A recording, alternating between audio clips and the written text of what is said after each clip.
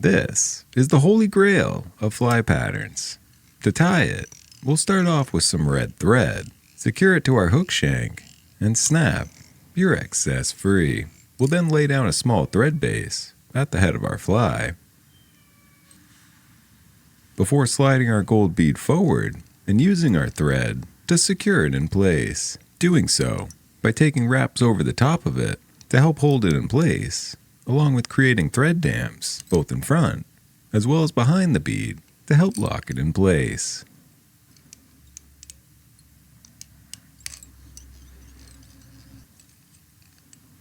With this complete, we'll grab some Flashabou. Here I'm using pearl. Snip a single piece free and secure it just behind our bead, continuing to wrap backwards well into the bend of our hook.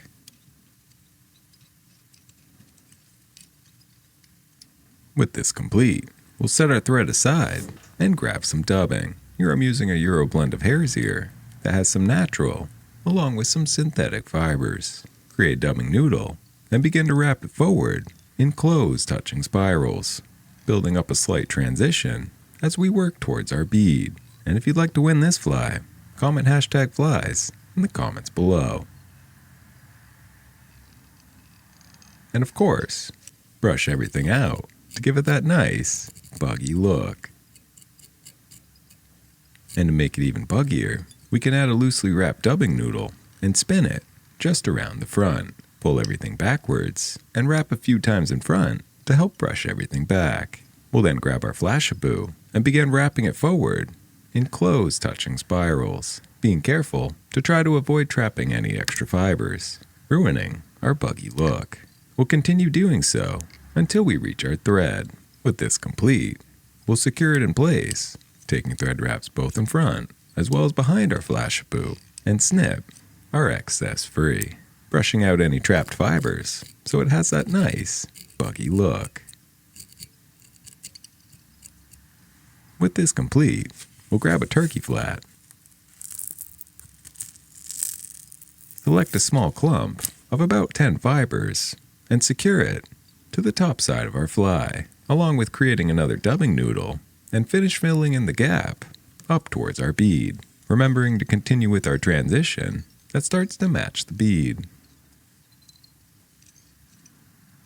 With this complete, we'll brush it out in a downward motion to help give the characteristics of legs, and of course, give it that nice, buggy look. Fold over your turkey flat, secure it in front of the bead, snip the excess free, and cover up the tag ends, leaving a small base for our next step. We'll then grab a partridge feather, or as I always use, a rough grouse feather. Here I've stripped one side free and trimmed the tip into a triangle. We'll use the triangle as our tie-in point before hackling it around the head of our fly.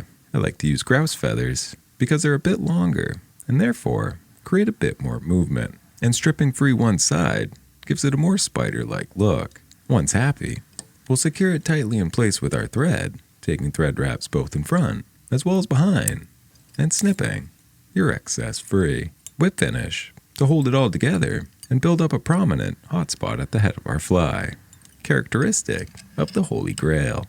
Snip your excess free, burn off any remaining feathers, and paint it over with some UV resin, adding some shine and increasing the durability of our fly pattern. And this is the Holy Grail, an excellent cross between a wet fly and a nymph that I personally like to use as a caddis imitation. It's a highly productive fly pattern that certainly lives up to its name. So thank you for watching, and please let me know in the comments below if I should make some merchandise with the Nice Buggy Look slogan, and I will see you in the next one.